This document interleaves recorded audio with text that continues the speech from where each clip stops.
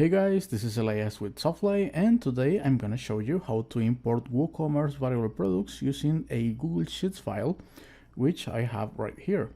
Now, to get this file imported, I need to click here on the Share button, and now I need to change the general access to anyone with a link. Now, once this is done, we just need to copy this link and come back here to WPL import, choose download a file from URL, and paste that URL. Now let's click on the download button. And now that we have our file, we need to decide whether we want to import new products or update existing ones. Now, I don't have any products here on this site, so I'm gonna choose new items, and I'm gonna choose WooCommerce products from this dropdown. Now, here on step 2, you will see that WPL import is detecting 2038 rows, and this is good because this is the exact number of rows we have here. We have 2039 minus, of course, the header column. So this is good. The next thing we need to check here on step 2 is whether WPL import is detecting all of the columns. Now we have here SKU, parent SKU, name, short description, description, stock status, regular price, sell price, images, categories, and the attributes size and color. Now, these are the exact same columns we have here. So this is good too, which means that we can proceed to step 3. Now, here on step 3, it's very straightforward.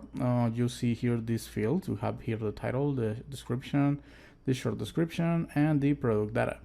Well, this is pretty much the same as if you were creating a product manually in WooCommerce. So instead of just typing in the name of the products you want to import, drag and drop the elements with the data you want to import. Now let's drag and drop this name element. So this is going to be our title. Next, I'm gonna drag and drop this description element and drop it in this field and this short description. Now this is ready, so let's scroll down a little bit and jump into the WooCommerce Add-On tab. Now remember, we're importing variable products, so we need to select variable products from this dropdown, and you will see that the variations tab shows up, and this is good. So let's work our way from the general tab, dragging and dropping the elements, starting with the SKU, the regular and sell price. All right. These settings, I'm gonna leave them as they are, but you can just hover on the question mark and it will show you a brief description of what this option does. Now these settings, I'm gonna leave them as they are too. I'm gonna jump into the inventory tab and I'm gonna enable the manage stock option. Next, I'm gonna drag and drop this stock here and set the low stock threshold to 3, but you can use here whatever number works for you. Now, I could just let WPL import decide whether a product is on stock or not based on the stock levels, but I do have here the stock status element. Now, to be able to use this element, I need to enable this option right here that says set with XPath. So keep in mind that if you're going to use XPath, you need to hover on the question mark and confirm whether you have the accepted values in your file or not. In this case, the accepted values for the stock status field are in stock, out of stock, and on back order.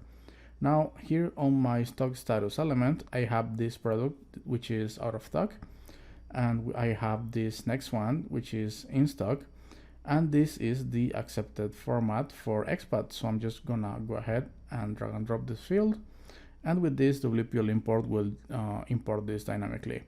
So that's cool. Now let's proceed. We're gonna leave this as it is. I'm gonna skip the shipping and link products tabs because I don't have any of that information here in the import file. So let's jump into the attributes tab. Now here on the attributes tab, it's very straightforward too. We just need to create the attributes as if we were creating them in WooCommerce. We have here size and color. So let's type that in and drag and drop the values like so. All right. So we have here some options. You can find these options too when you're creating the products in WooCommerce. You will notice that it's very similar, all of this, and the reason for that is so you feel like this is something familiar and just work your way through. But I do get that this can be a little bit confusing sometimes, so if you're feeling a little bit lost here, just don't worry about it and contact our support team. We'll be more than happy to help you out. Now, as I said before, I'm gonna leave these settings as they are by default because I do want to create variations for both attributes. I do want them both to be visible in the front end, and I do want them both to be taxonomies. So let's continue with the variations tab. And here in this variations tab is where we'll actually tell WPL import how is our file structured and how to link all of the variations together. Now, to do this, we need to read very carefully all of these titles and compare our file structure with the image below. Now, we have a lot of options here, so you need to read them all and decide which one resembles the most to the structure you are using. Now, in this example, we have all variations for a particular product have the same title as the parent product.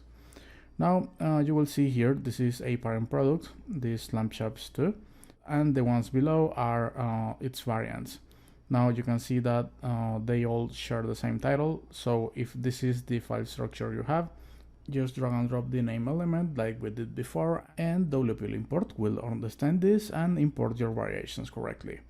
Now the option that resembles the most to the file structure we're using is this first one.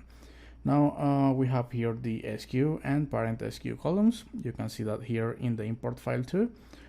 This SQ element has a unique value for each variation, and in the parent SQ we can see that the elements have the same element, which is the SQ from the parent.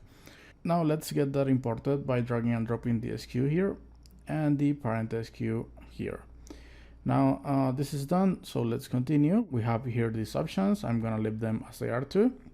And guys, it seems like we're ready with the WooCommerce Add-On tab. We have everything set up in the General tab, in the Inventory tab. It's looking good too.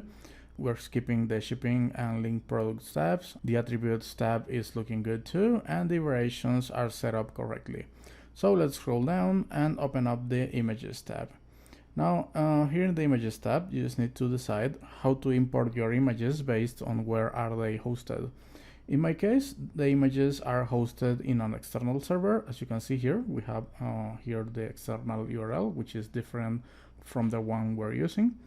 So let's just drag and drop that element using the first option. All right. Now, it's always a good idea to hit preview and see if your images can be downloaded. All right, so this is good. Basically, WPL import will be able to process any URL that's pointing to a valid image. So this is good. So let's dismiss this. These settings, I'm going to leave them as they are too. But same as before, you can just hover on this question mark and read more about this. Now, the custom fields tab, I'm going to skip it, and I'm going to jump into the taxonomies tab. Now, here we need to enable the product categories. And we have here our categories, which are in a hierarchical structure. We have here this greater than symbol indicating just that. So let's get that imported by enabling this third option. Now we need to enable the first option inside of that says enable an element in my file contains the entire hierarchy. So let's do that and drag and drop this value and hit preview. Now you can see that WPL import is detecting correctly the hierarchy tree. So this is good. Let's dismiss this and continue with the import. We have here the other product options, which are basic WordPress stuff like post status, post dates, comments, and well, so I'm just gonna skip all of this. We have here the function editor, and in this function editor, you will be able to run PHP functions on your file and do pretty much whatever you want with it, so it's very cool, very powerful. You should definitely click in the links in the description below so you can learn more about this and well, pretty much all of the other options we have set up here in step 3. Now let's continue with the import, and here on step 4 we just need to click here on the auto detect button, and for the most cases WPL import will be able to select the right unique identifier for us. In this case, it shows the name, the SKU, the size, and the color. And this is good because this is a very unique value, which is what we want with this unique identifier. We want an element or a combination of elements that's unique across the whole file. Now, that's good. So let's continue. These settings will leave them as they are too, just same as before. Hover on the question mark and it will give you a brief description of what that option does.